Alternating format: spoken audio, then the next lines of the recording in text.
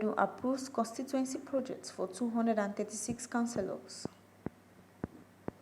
OAU students ends in hospital after handing hand washathon for Guinness World Record.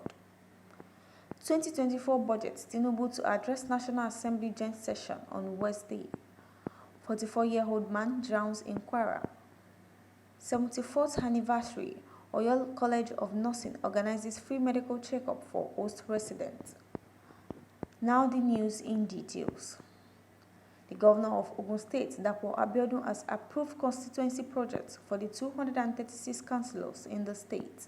The approval, the governor said, was in fulfillment of his promise to ensure the councillors execute projects in their various constituencies as the closest to the people at the grassroots.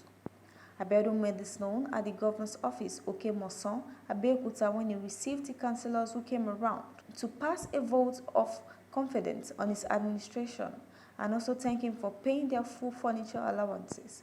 The governor, who recently approved the full payment of furniture allowances to the councillors, also promised to ensure their continuous empowerment. Earlier in his remarks, the chairman of the State Forum of Councillors, Olanrewaju Adeleye, thanked the governor for approving and paying in full their furniture allowances. Adeleye also acknowledged Abiodun for executing at least a project in each of the 236 wards of the state and commended him for not abandoning projects left unfinished by the immediate past administrations in the state.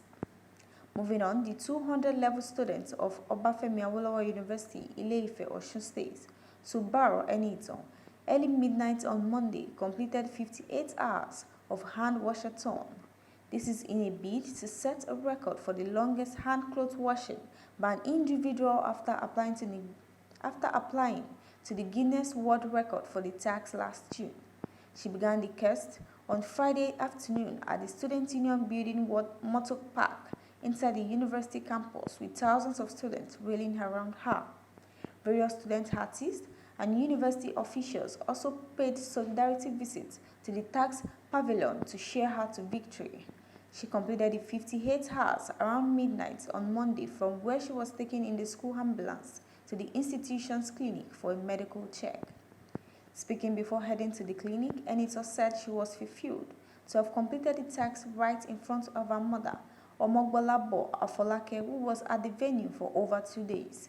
I am very fulfilled to have completed the task right in front of my mom, friends and colleagues who thronged this venue to show love and support my ambition, she said. Moving on, President Bola Tinubu will present the 2024 budget to a joint session of the National Assembly on Wednesday. This information was confirmed to journalists by the Secretary Research and Information at the National Assembly, Dr. Ali Badi Umaru, who was at the Senate with respect to protocol arrangements. It was gathered that the number and category of persons to be given access into the National Assembly complex will be restricted on the day due to space contrast and a heightened sense of security.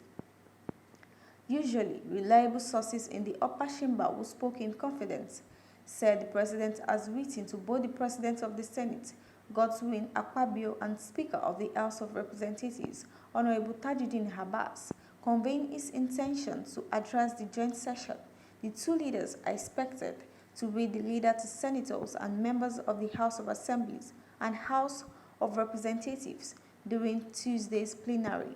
Recall, barely 3 weeks ago, President Tinubu had forwarded 2024 to 2026 Medium-Term Expenditure Framework (MTEF) and Fiscal Strategy Paper (FSP), proposing an expenditure of 26.1 trillion naira for the 2024 fiscal year.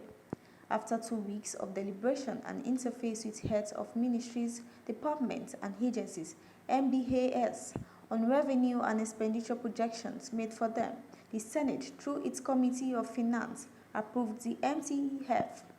It specifically approved the 26.1 trillion naira proposed at 2024 budget and other parameters as proposed by President Bola Tinubu.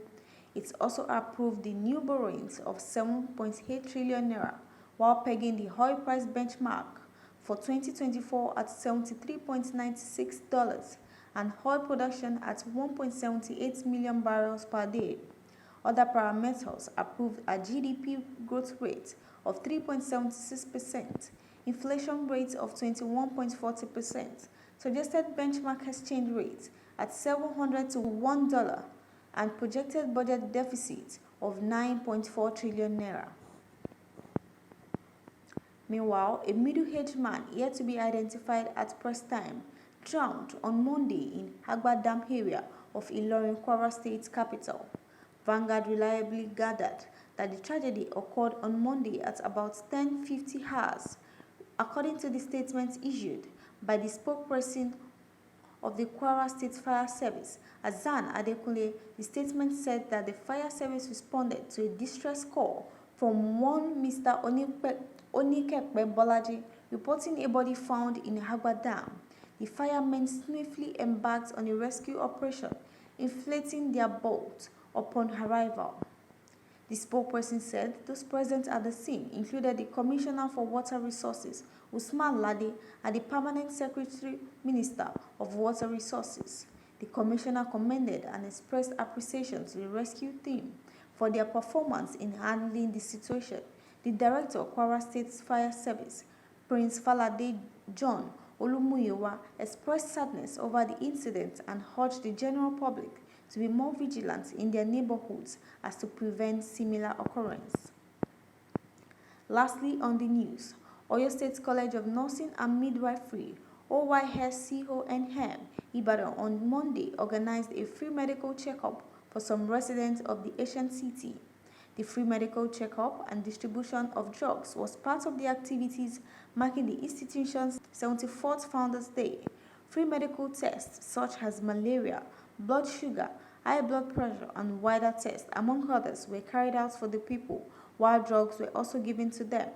Provost of the college, Dr. Bonjubola Owolabi, said the drugs given to the beneficiaries were meant to combat whatever health issues they might have been diagnosed with after the checkup.